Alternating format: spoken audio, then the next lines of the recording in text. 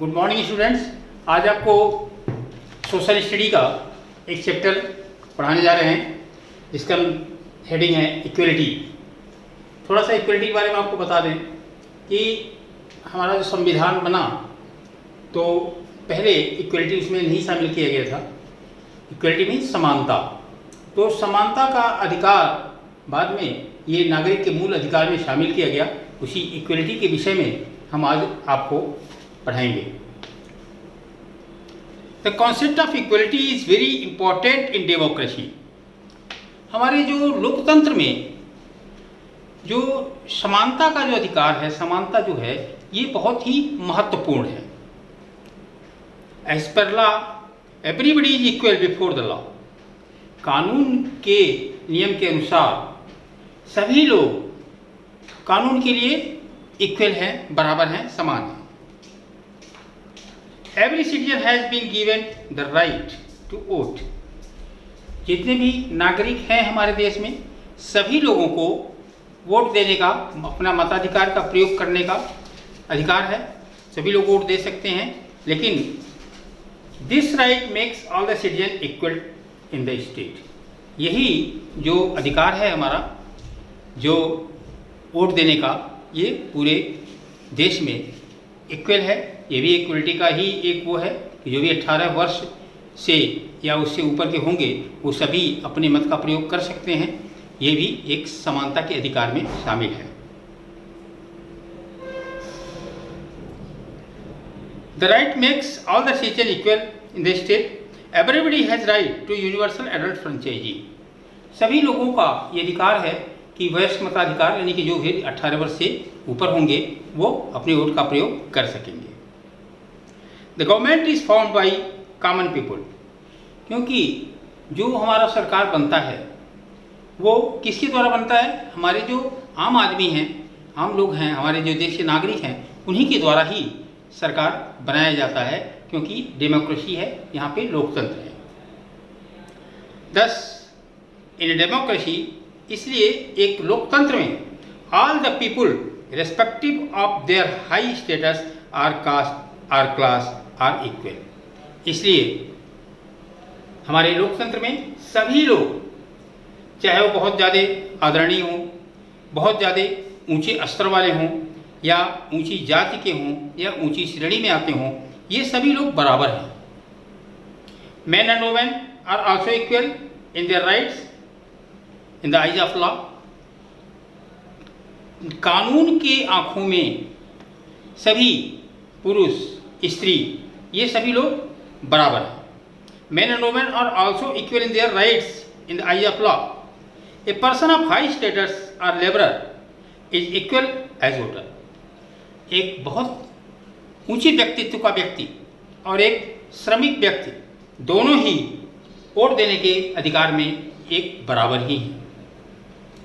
Their value of votes is equal in the formation of the government.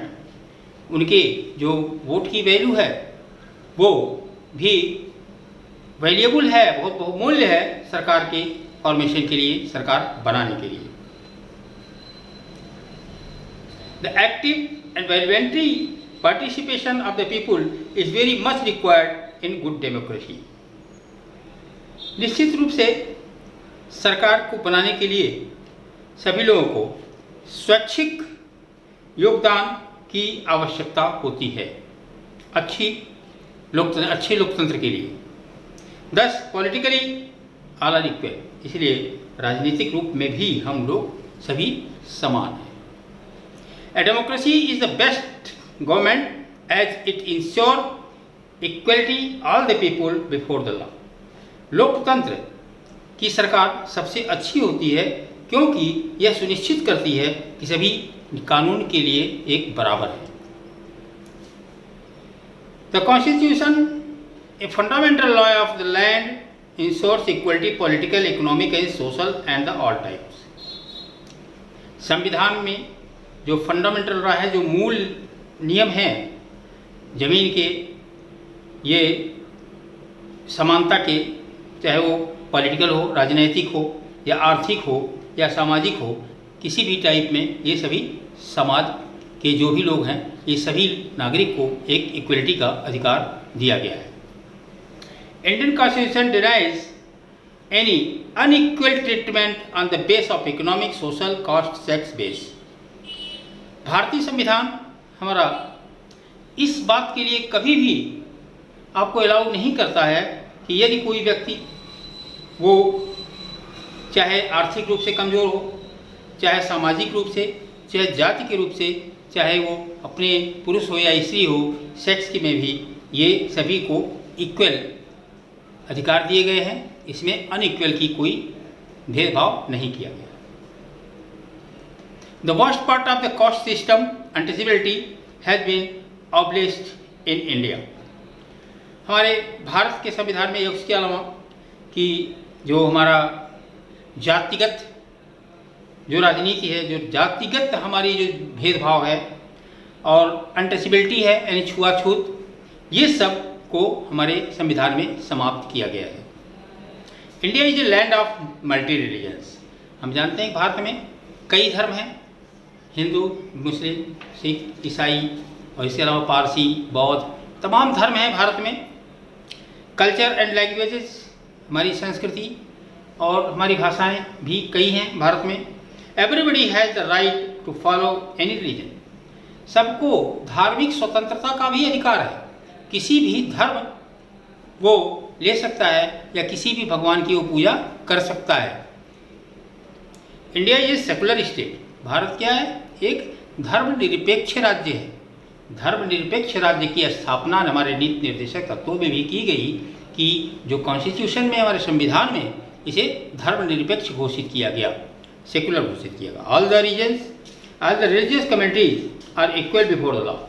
सभी भी धार्मिक समुदाय जितने भी हैं सभी नियम और कानून के लिए बराबर है।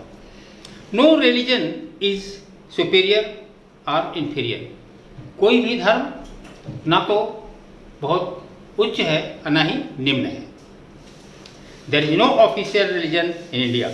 भारत का कोई आधिकारिक तौर पे कोई भी धर्म नहीं है। The government of India is impartial to all the religions. No religion will be supported by our government. हमारी जो सरकार है किसी एक धर्म को ही सपोर्ट नहीं करती है, बल्कि सभी धर्म भारत सरकार की तरफ से बराबर हैं। यही हमारे संविधान में भी व्यवस्था की गई है।